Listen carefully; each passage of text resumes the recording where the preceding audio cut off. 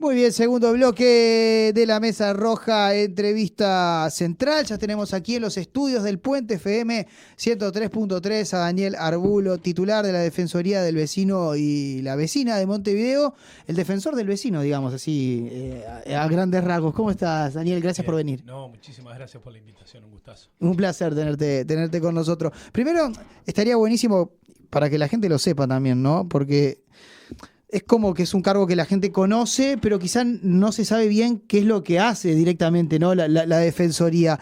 ¿Qué es la Defensoría y qué competencias tiene?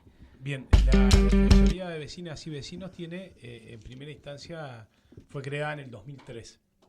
Empieza a funcionar en el 2006, o sea que va a cumplir en funciones unos 20 años, en diciembre del año que viene, y tiene dos tareas fundamentales. La primera tarea tiene que ver con contribuir a través de reclamos de vecinos en general y vecinas a la mejora de los servicios públicos de municipios e intendencias. Y por otro lado tiene una tarea de ser una institución de promoción de derechos. Esta segunda pata a nosotros nos parece clave porque vinculada con la primera, la de los servicios, nosotros lo que entendemos de la Defensoría es que cuando se incumple un servicio, un programa, cuando hay alguna demora de más en alguna de estas cuestiones, lo que se está haciendo es vulnerar el derecho. Cuando una persona tiene, por ejemplo, una demora en reparar una vereda, bueno, efectivamente lo que se está... Ustedes son los que reciben el reclamo, digamos. Nosotros recibimos los reclamos, pero lo interpretamos, los conceptualizamos como también una vulneración de derechos. Claro. Cuando los ómnibus efectivamente no llegan a determinado horario, o cuando el transporte no es no es un transporte de calidad, lo que se está haciendo es vulnerar el derecho de las personas. Y en este sentido el papel de la Defensoría es, en diálogo con vecinas y vecinos, tomar los reclamos y trasladarle al gobierno departamental o al gobierno municipal, según sea el caso, no solo el reclamo, sino el seguimiento para lograr soluciones, digamos. Y en este sentido no es solo una institución que reciba el reclamo individual, sino que lo que nosotros intentamos es que los reclamos individuales se agrupen y sean colectivos, efectivamente. Eso contribuye también a la mejora de los servicios, contribuye al control, y el control a los servicios públicos efectivamente es una profundización de la democracia, es una cosa que nos parece a nosotros que es importante. Entonces, en este sentido, la institución ahora uno asume que se la conoce más, a medida que pase el tiempo sin duda se la va a conocer más, porque es una institución que ha estado en muchas soluciones, pero también en la generación de la problematización. Y esto nos parece importante. El papel de la Defensoría es un papel incómodo. Claro, de alguna manera es como un nexo, ¿no? entre la gente, digamos, y las instituciones para que las instituciones cumplan con los reclamos que la gente le hace a estas instituciones, a los municipios, intendencias, etcétera, ¿no? Exactamente. Las instituciones en el mundo, estas instituciones, que en general son conocidas por ombudsman, defensores del pueblo, defensorías de vecinas, defensorías específicamente, comisionados parlamentarios. El comisionado parlamentario es una figura similar a la de la Defensoría del Vecino. La institución de derechos humanos son instituciones en general poco simpáticas que lo que intentan hacer, o su tarea principal, es plantarse frente a actuaciones del Estado que de alguna manera vulneran los derechos. Y defender al vecino, digamos, ante esa vulneración. ¿Y cuál es a ver, supongo que se deben enfrentar un montón de situaciones diariamente, ¿no? Pero, ¿cuál es la situación más común que enfrentan? Bien, nosotros presentamos el miércoles pasado el informe anual en la Junta Departamental. Claro, el defensor o la defensora una vez al año tiene que presentar a la Junta su informe anual y darle la máxima difusión posible. Por eso agradecemos una vez más la invitación, porque dar difusión implica que otras personas asuman que hay un lugar en donde pueden reclamarle a la Intendencia y que no están, que no hay una respuesta única a esto. Nosotros separamos en general los asuntos por las temáticas o por las necesidades que nos llegan a nosotros, pero hacemos una separación más allá de las temáticas en la forma que nos llega, si es individual o es colectivo. A nosotros al año nos llegan unos 1.300 asuntos individuales, 1.300 personas que plantean alguna cuestión de un reclamo, una vulneración, y además nos llegan en el entorno de 100 planteos colectivos. En esto nos parece importante esta primera categorización porque efectivamente los planteos colectivos nuclean a miles de personas. Claro, por supuesto. Ejemplo, en los planteos colectivos hay centenas de personas reclamándole a la Intendencia que no habilite el cambio de categorización del suelo de la Facultad de Veterinaria. Claro. Eso es un reclamo. Sí, y hay otro reclamo colectivo de personas que están reclamándole al Estado políticas distintas sobre el sinhogarismo en nuestro país. Uh-huh. Y hay otro colectivo de personas que reclaman en algunos barrios de acá del municipio B algunos cambios de movilidad o algunas líneas de transporte que deberían de cambiar, o su recorrido, sus horarios y demás. Entonces, en definitiva, nosotros tenemos estos reclamos. Los reclamos colectivos, nosotros tenemos una estrategia de trabajo para que los colectivos sigan teniendo su propia autonomía y asuman que esto también es contribuir a la agenda pública. Y los reclamos individuales, la estrategia de la Defensoría es agruparlos en temáticas. Entonces, yendo a las temáticas más comunes, primero la convivencia. La convivencia es el 40 y pico % de los reclamos de la Defensoría. Es un montón. Y tiene que ver, nosotros creemos en ciertos procesos que se vienen dando y que a veces salen a la luz, pero que se vienen dando quizás por un bajo tono, de cambios en términos de las actitudes de los montevideanos.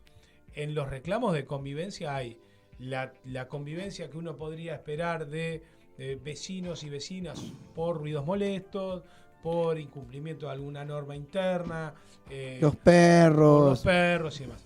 Pero en estos reclamos de convivencia hay reclamos de xenofobia. Bueno, eso fue algo que surgió de este informe y que particularmente creo que también a ustedes, pero porque es algo que rompe los ojos, pero me llamó mucho la atención, ¿no?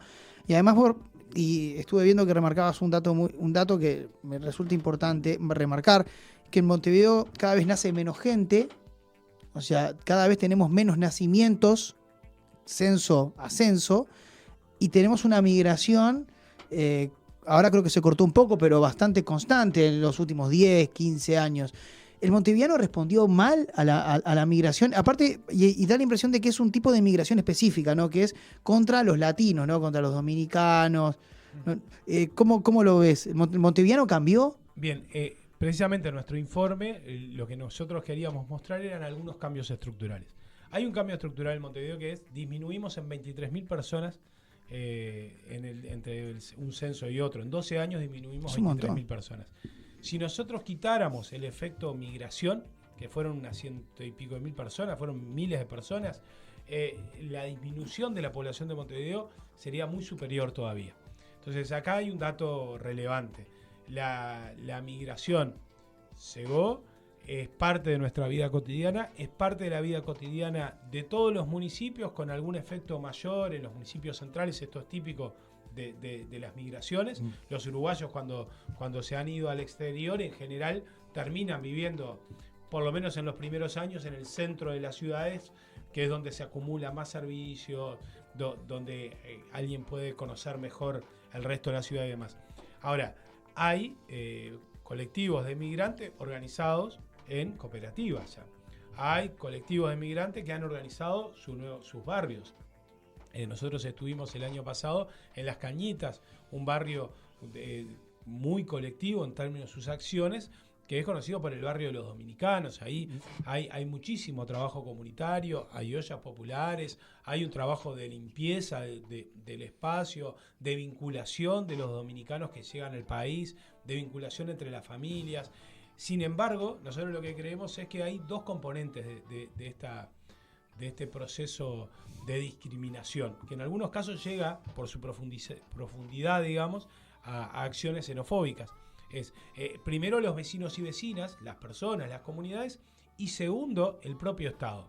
Lo que hay que reclamarle al Estado en esto es necesario generar más espacio de conocimiento de las personas migrantes de a qué país están llegando. Claro. Y al país que están llegando no necesariamente es el país de las normas. Por ejemplo, algunas acciones que han sido igual positivas, que yo creo que del Estado uruguayo. El gobierno pasado generó en la Ciudad Vieja un centro de referencia para personas migrantes. Y esto es muy interesante porque efectivamente en ese centro de referencia del MIDES, creado hace 3 años, una cosa así, que empezó a funcionar, las personas migrantes van y conocen todas las políticas sociales. Claro, para eso es necesario que tengan conocimiento del país en el que están. Sí, claro. Y ahí juega mucho la intendencia y los municipios. En esto de decir, bueno, los centros comunales pueden ser espacios de recepción. De referencia. De referencia. Hay, por ejemplo, en el municipio G, un centro de cuidados de primera infancia con un eje bien claro hacia niños y niñas en los primeros 3 años de vida, hijos e hijas de migrantes, y con una matriz racial, digamos, afro, que nos parece interesante, una política que ha generado la Intendencia de Montevideo, que ha desarrollado en un municipio concreto, y que lo que hace es generarle un espacio de cuidado a esas madres que tienen que ir al mercado laboral, pero que lo hacen sin redes porque no viene necesariamente toda la familia. Seguro. Entonces, en esto es muy importante. Yo te acabo de nombrar 2 casos bien potentes, bien interesantes, un gobierno nacional y de un municipio o un gobierno departamental. Ahora, nosotros lo que decimos es, cuando dialogamos con las personas migrantes que llegan a la Defensoría en términos de reclamos de discriminación o de reclamos de algún tipo de estafa de la que fueron víctimas, lo que tienen es que no encuentran una interlocución en el Estado, claro, necesariamente, o que estas normas no están, o que las normas que se le plantean no se le adecúan a su vida.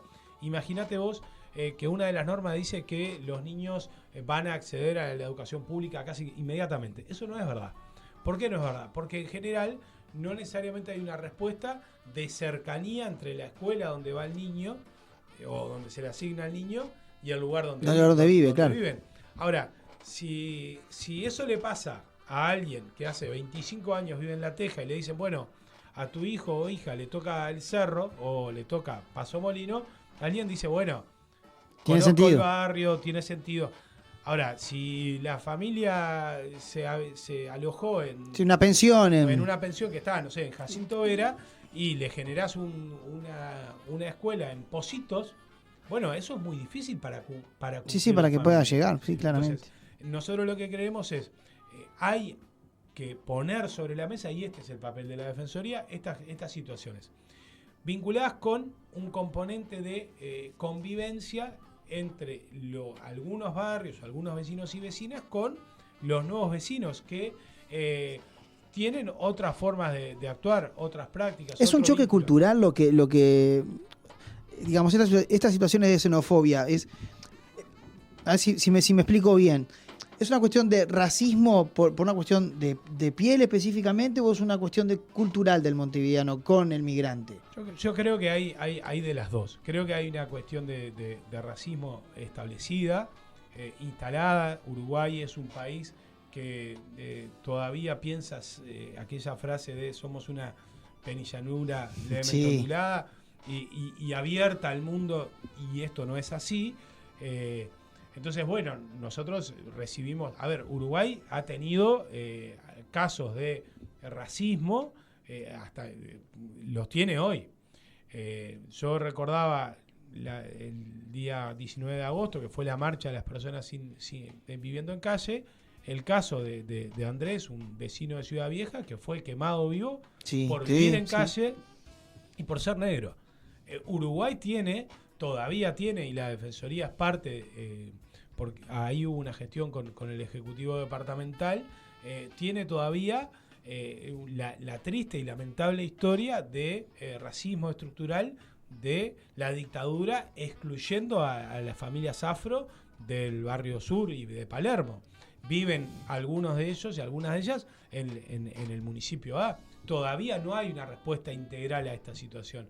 Uruguay tiene de manera cotidiana planteos de racismo hacia niños, adolescentes en algunos lugares.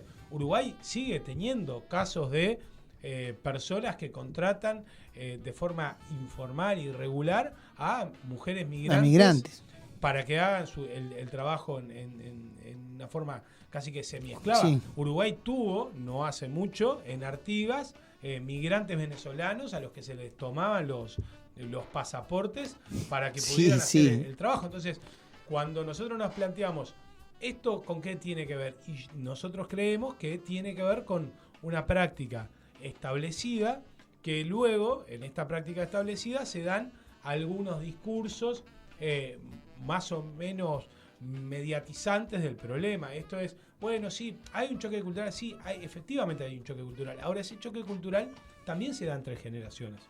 Claro. ¿Qué es un choque cultural? Y un choque cultural es, hay prácticas distintas sobre el espacio público. Y eso es esperable. Lo que hay que lograr, ahí la Defensoría tiene mucho trabajo hecho y mucho planteo sobre esto, es que la resolución de esos conflictos en el espacio no vengan exclusivamente desde lo punitivo, sino que vengan en clave de mediación y en clave de cambios culturales.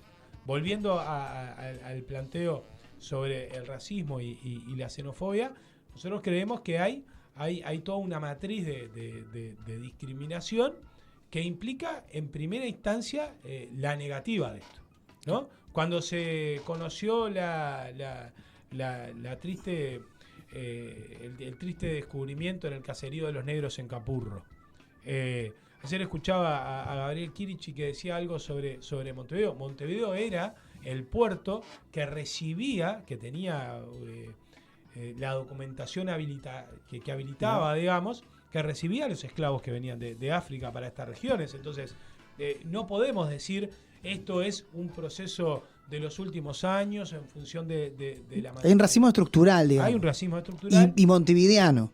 Exacto. Histórico, que tiene que ver con esto de decir, bueno, quien viene desde afuera, en términos de migración, viene a complicarnos la vida.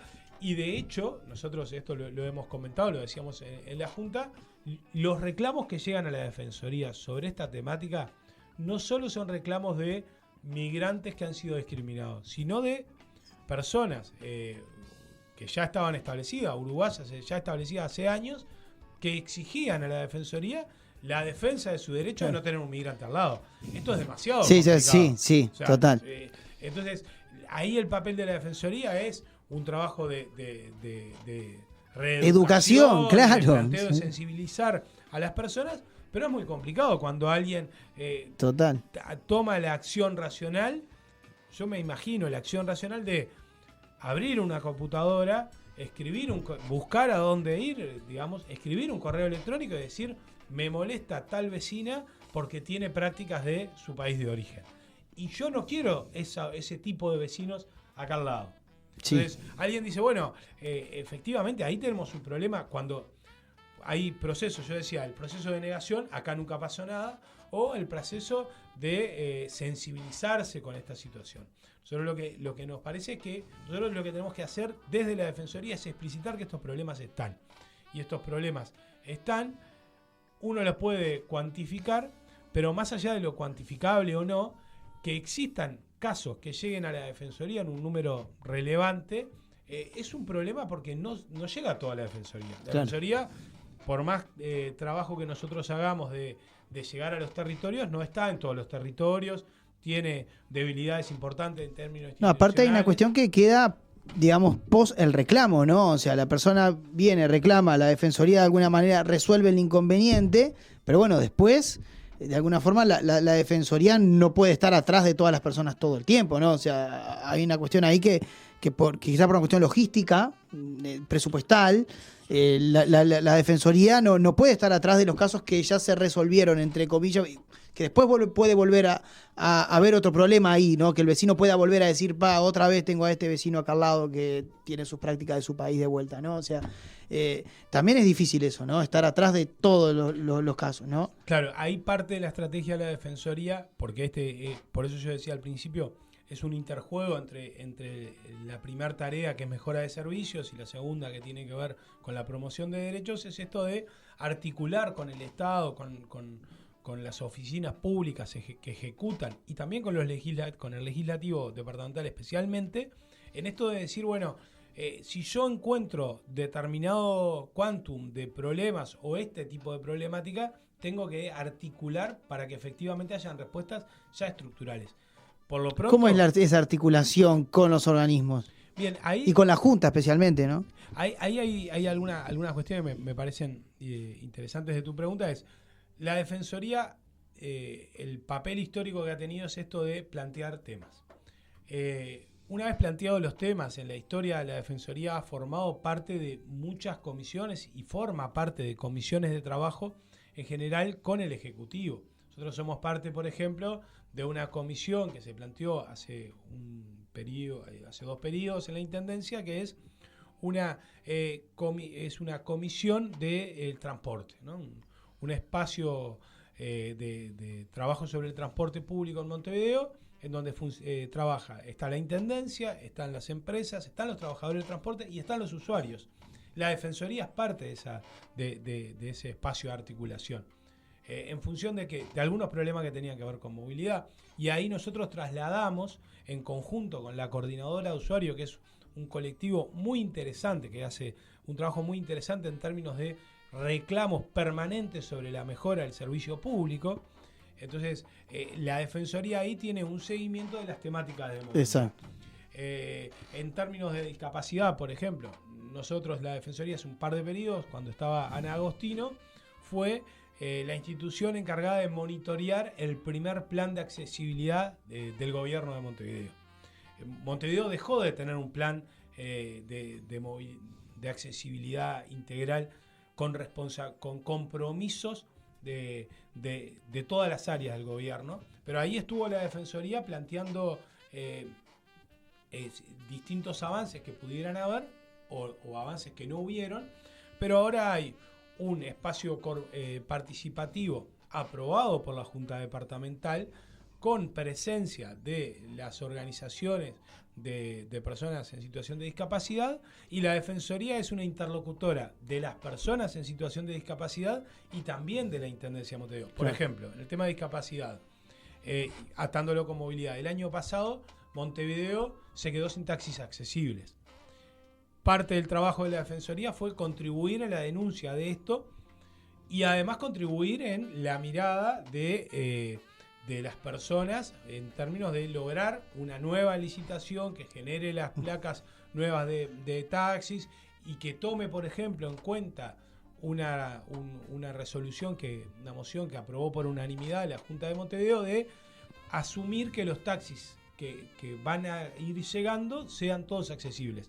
Claro. Ahí tenés una normativa y acciones del Ejecutivo. El papel de la Defensoría ahora es preguntarle al Ejecutivo, estamos en eso, y lo vamos a presentar. ¿Cuándo se va a llevar a cabo, no? Cuando la licitación sabemos que se abrió la licitación. Bueno, se cerró, cuántas nuevas chapas hay, cuántos taxis accesibles tenemos, cuándo van a estar. Exacto. O sea que tuvieron que articular en este caso con la Comisión de Movilidad Urbana de la Junta Departamental, que después se votó, y ahora con el Ejecutivo, digamos, para que accione. Nuestro papel, y esto me parece importante... Tuvieron en todas las etapas del proceso también, ¿no? Exacto, el papel de la Defensoría es ese, y además, y este es el desafío que tenemos especialmente en esta gestión, lo planteábamos en el informe de la Junta, el papel de la Defensoría es lograr una línea histórica común. Lamentablemente, una de las debilidades de la Defensoría es que empieza y termina con un defensor, con un titular. La verdad que los 4 hemos hecho un esfuerzo por darle continuidad. Entre otras cosas, hay un gran diálogo. Una política de Estado, digamos, departamental de Estado. De hecho, me apoyo mucho en las 3 personas que fueron titulares antes que yo, porque entre otras cosas tienen la experiencia, pero además para saber qué sucedieron en algunos temas. Entonces alguien dice, bueno, hemos logrado avanzar en la cantidad de ómnibus de piso bajo en Montevideo. Bueno, sí, lo hemos logrado. Ahora, nosotros hemos identificado un incremento, por ejemplo, de sillas mecánicas, digamos, sillas que contribuyen, digamos, a la movilidad, sillas de ruedas mecánicas o eléctricas. Sin embargo, lo que estamos encontrando ahora es que hay un problema de que las sillas accedan a los ómnibus.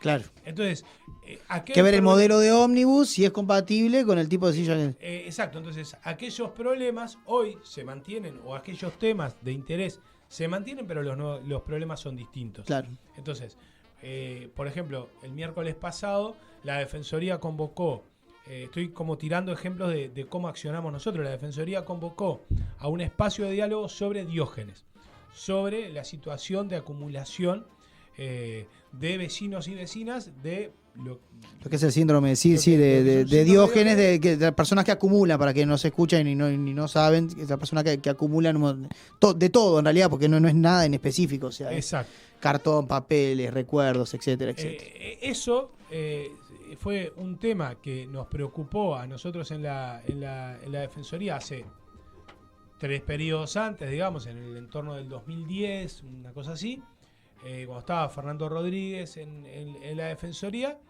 y se generaron instancias de diálogo y propuestas normativas y una propuesta de protocolo que hoy en el 2025 lo que nosotros nos hemos planteado es, bueno, ¿qué ha pasado con esto? Efectivamente tenemos un protocolo claro sobre Diógenes y la vida ha cambiado mucho, entonces ya han cambiado los elencos de funcionarios, los elencos de tomadores y tomadoras de decisión. No hay un protocolo en Montevideo sobre esto. Nosotros tuvimos entrevistas en muchos comunales, o en varios comunales, y las respuestas a casos similares eran distintas. Entonces, efectivamente, no hay una única línea de trabajo.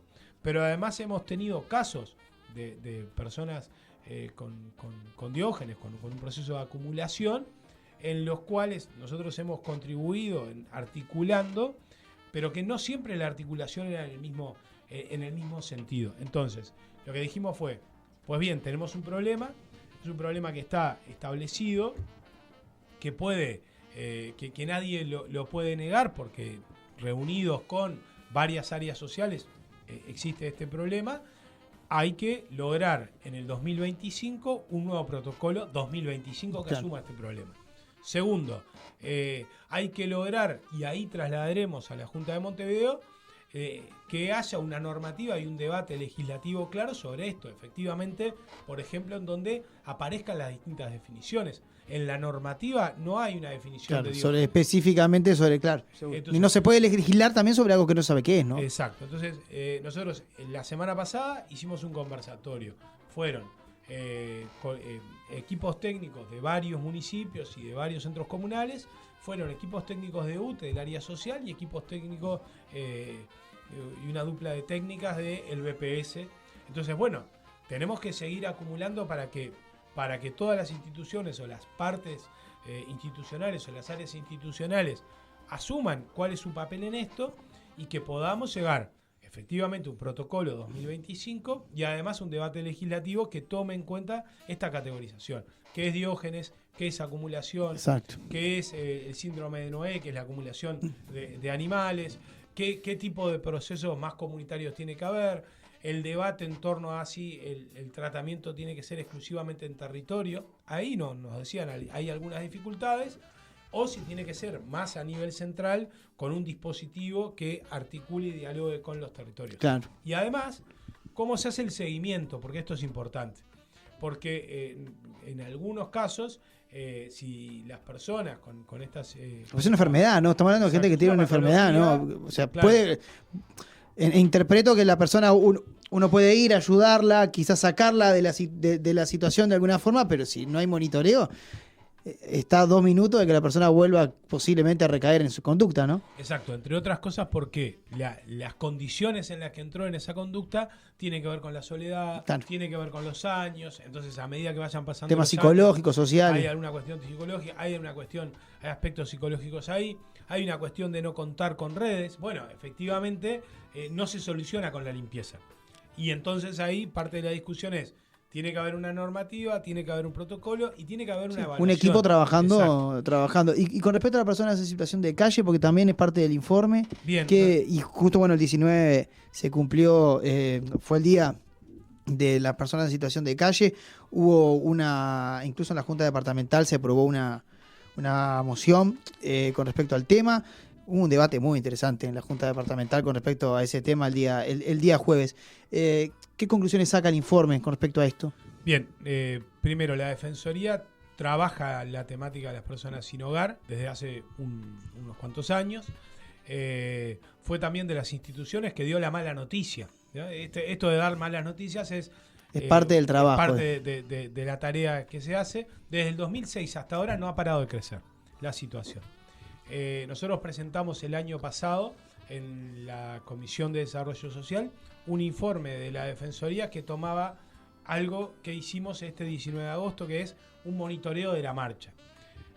Porque nos parece interesante que en sí mismo las personas sin hogar tengan un espacio donde reclamar. Entonces, esto es una cosa muy importante, que tengan el derecho a reclamar, nos parece fundamental, y el papel de la Defensoría en eso es contribuir a que puedan desarrollar ese derecho. Ya participamos en esta gestión de 2 marchas, de 2 19 de agosto, y en aquel informe del año pasado y también en este de julio, nosotros decíamos, sigue incrementándose el número de personas sin hogar, tiene que haber necesariamente una política de Estado y una articulación y un diálogo urgente, ya.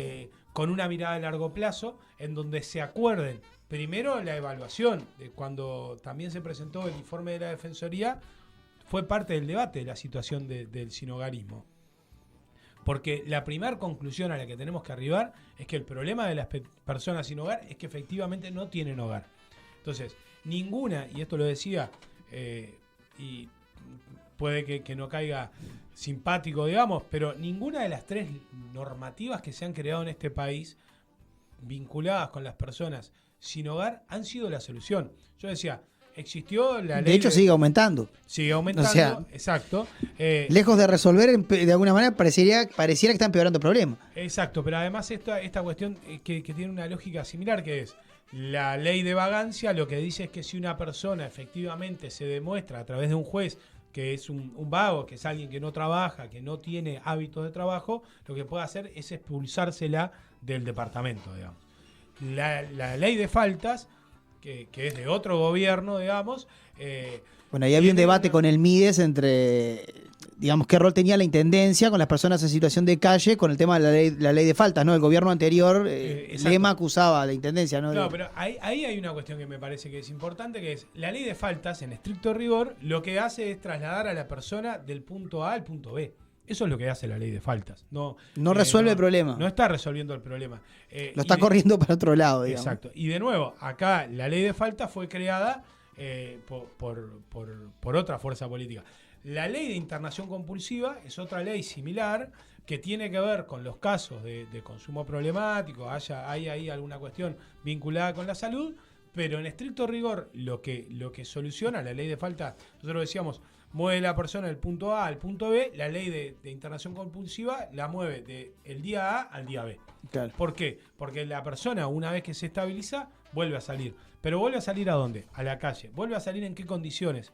Y esto me parece importante. En condiciones de estar sin hogar, no hay una vivienda, no hay un vínculo con la vivienda, en una condición de no tener redes comunitarias ni redes familiares, en una condición de no reinsertarse en el mercado laboral, en una condición de estar cerca de volver a caer en algún consumo problemático, en una situación a veces de revinculación con el mundo delictivo, en el caso en que haya salido de la cárcel. Las personas que salen del sistema carcelario, esto lo hablábamos con Petit, que ahora deja el comisionado, deja de ser el comisionado parlamentario, sí, y pasa a integrar la institución de derechos humanos. Bueno, Petit nos decía, es un problema que pasa de un lado a otro. Cuando nosotros estuvimos en una asamblea de vecinos y vecinas en Santiago Vázquez, nos decía, bueno, este es un problema. Salen del lugar, se van a una plaza. ¿Y qué mecanismos tenemos como Estado para reinsertar a esas personas? Entonces, cuando se presentó el informe de la Defensoría, nosotros decíamos, de no mediar políticas de largo plazo, esto va a seguir incrementando. Se sigue atacando la consecuencia y no la causa real del problema. Exacto. ¿No? Es patear la pelota para adelante, digamos. Exacto. Nosotros, por una cuestión de equipo, digamos, no pudimos estar en la presentación que hubo en el Mercado Modelos, pero solicitamos al Mides una entrevista para ver qué puede hacer la Defensoría. En términos de decir, bueno, ¿qué podemos hacer desde los derechos? Y una cuestión que me parece importante de la Defensoría es, en el tema calle, nosotros participamos del Consejo Consultivo de Calle, seguiremos participando además, y ahí planteamos la necesidad de tener una comisión en donde las personas sin hogar tengan un espacio en donde reclamarle al Estado. Porque no es vida, ¿no? Porque no es vivienda el refugio. Lo decíamos en el informe presentado a la Junta. El refugio no es vivienda. En todo caso, es una alternativa de emergencia. Ahora, esa alternativa de emergencia, en el caso de muchas mujeres, es una alternativa, especialmente porque son más mujeres que habitan en los refugios 24 horas. En el caso de las mujeres, es una situación casi que permanente, de la mitad de su vida. Y de muchos niños y niñas. Algo entonces, que debería ser una solución provisoria, ¿no? Como las ollas, por ejemplo, ¿no? Exacto. Entonces ahí, esto tiene que ver con Uruguay. Uruguay tiene, el otro día algún edil decía una frase que me pareció muy interesante, decía, tiene como este fetichismo normativo, esta cosa de yo creo una normativa determinada y con eso tengo una solución. La normativa no es la solución. Per se no resuelve nada. Per se no resuelve nada. Definir algunos programas tampoco resuelve nada.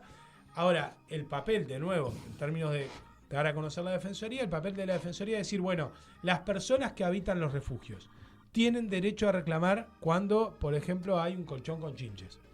Las personas que se atienden al refugio o que están en la calle o que están sin hogar, tienen derecho a reclamarle al sistema de salud que les atienda. El sistema de salud tiene la obligación de atender a las personas en esta situación. Las personas que habitan, además, los refugios o que están sin hogar, tienen derecho a procesos identitarios, vinculación con el mundo laboral, atención en salud mental.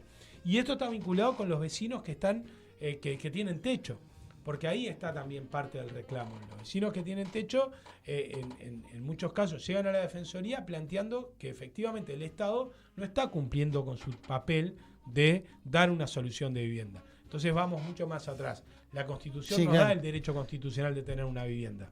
Bueno, hagámoslo valer. Exacto. Alguien tiene que decir que efectivamente es una responsabilidad del Estado.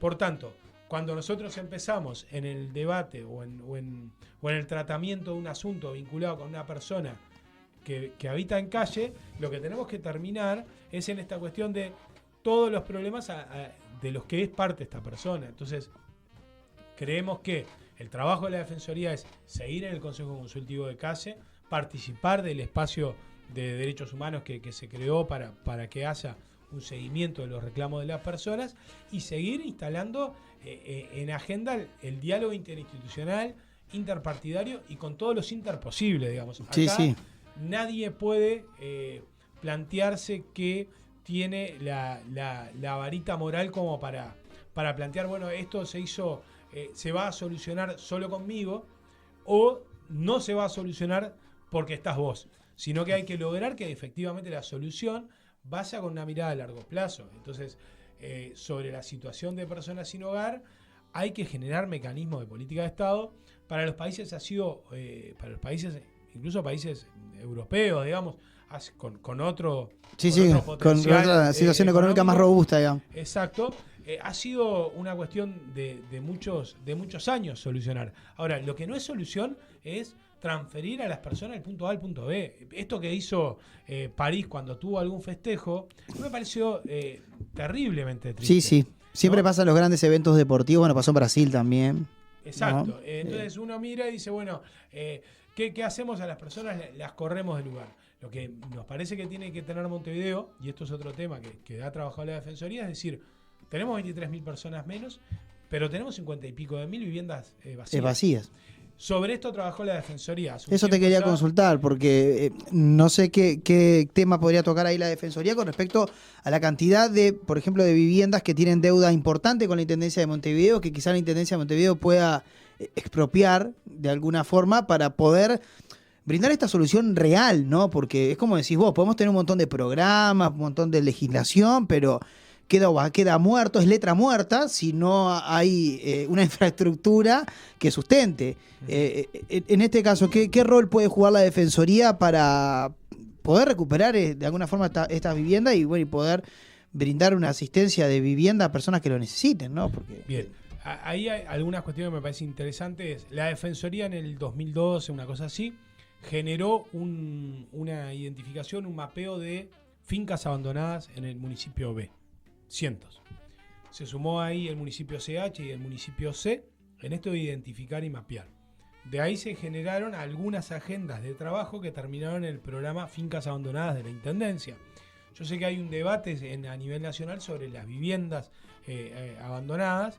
Creo que hay mucho para trabajar en el papel que tiene que tener ahora la Defensoría, es decir, bueno, efectivamente sigue estando el problema de las viviendas abandonadas, sigue estando en un nivel bastante importante. Nosotros presentamos, o fuimos parte de la presentación de un libro que se llama Vacíos Urbanos, que recoge varias investigaciones de la Facultad de Arquitectura de la Universidad de la República.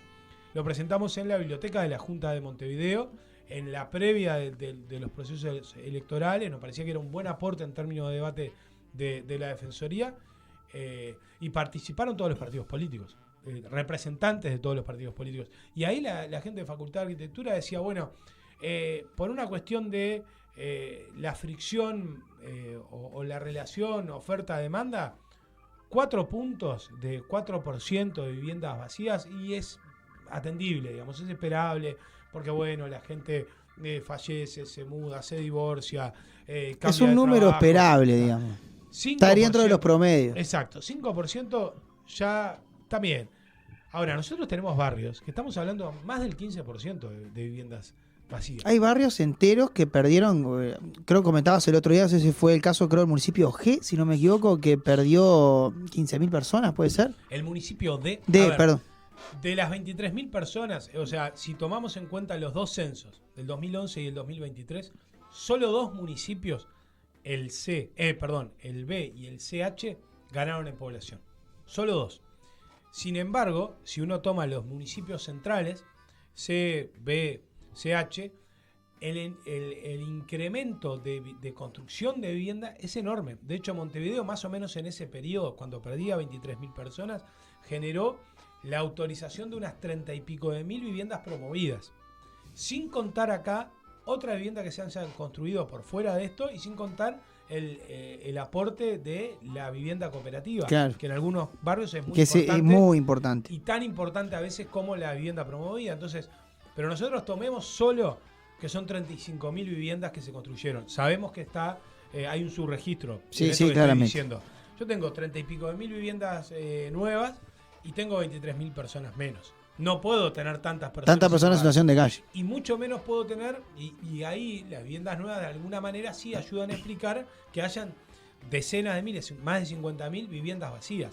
Entonces, si yo tengo un barrio con un 15, un 16, un 18% de viviendas vacías, estoy teniendo un problema, porque entre otras cosas, los barrios en los que tengo este problema son barrios centrales, son barrios que tienen todos los servicios, que tienen cercanía, que tienen escuelas, en algunos casos, con un número bajo de niños y niñas, que tienen centros educativos, que tienen centros de salud. Entonces, bueno, plantear el debate es el papel de la Defensoría. Llevarlo en términos de debate barriales es el papel de la Defensoría. Le guste a quien le guste. A quien le guste, sí, claro. Efectivamente, la Defensoría... A veces tienen que ser el malo de la película y bueno, pero alguien tiene que denunciar, ¿no? O sea, a ver, alguien tiene que ir y decir, bueno, esto no se está cumpliendo, esto hay que controlar. Es parte de la democracia, ¿no? Para eso están los organismos de contralor. Exacto. La Defensoría, además, una de las cuestiones que nos planteamos es, cuando nosotros nos llegan temáticas puntuales, por ejemplo, el tema de caños rotos, veredas rotas, arbolado y demás, contenedores, nosotros lo que hacemos es agruparlas en temáticas. ¿Por qué las agrupamos en temáticas? Porque es, primero, muy difícil para la Defensoría dar seguimiento a la casuística, que es, imagínate, enorme. Entonces, lo que hacemos es agrupar, y nosotros lo que transmitimos es, no puedes, naturalmente en el Estado lo que hay son oficinas que están especializadas en demorar las respuestas y en decir que en esa oficina no es la respuesta. No se resuelve. ¿No? Entonces esto es una de las grandes quejas. Sucede con los entes públicos, con la intendencia, con los municipios, con los centros comunales, con todas las áreas de política pública. Ahora, Quizás un tema de comunicación también de parte de estos organismos que no le logran informar, digamos, fehacientemente a las personas de, mira, este trámite se hace en tal lugar y tenés que llevar tal y tal y tal cosa. Exacto. Incluso ahí hay una cuestión que nos parece que es importante, es esto de decir, bueno, ahora, yo decía tiempo y cambio de lugar, digamos, ¿no? Ahora, ¿quién tiene capacidad para hacer que la demanda y su reclamo sea más veloz?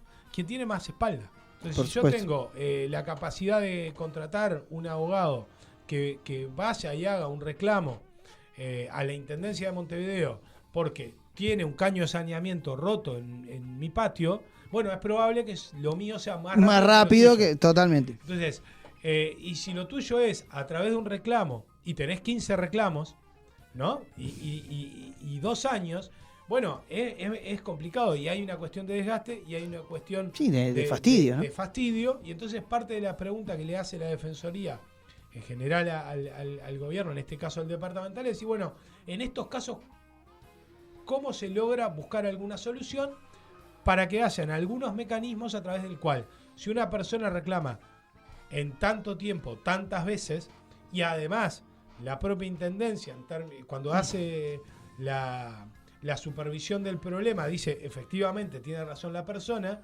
bueno, ¿cuánto tiempo más tiene que esperar? Claro, ¿cuánto demora antes que se toma la resolución y se resuelve el problema? No Exacto. tengo problema en la vereda. Bueno, está bien, el vecino tiene razón. Bueno, ¿cuánto demoran en poner la vereda? ¿No? Exacto. Entonces, en esto, este es parte del debate que plantea la Defensoría. Ahora, nosotros no lo llevamos, hay quienes a veces intentan llevarlo a la cuestión del ABC o del servicio concreto. Nosotros lo que decimos es, si hay una persona que tiene la vereda rota porque hay un caño roto, efectivamente, claramente ahí no hay responsabilidad del propietario frentista, digamos, de la casa, es una responsabilidad del Estado. Ahora, lo que está haciendo el Estado ahí es vulnerar el derecho de accesibilidad de un montón de personas. Sí, claro. Porque si uno pone en algunos mapas que presentábamos, por ejemplo, la situación de accesibilidad en términos de traslado, de discapacidad en términos de traslado, que usan silla de ruedas, que tienen algunos problemas de movilidad, hay barrios que es importante. Sí, total. Entonces,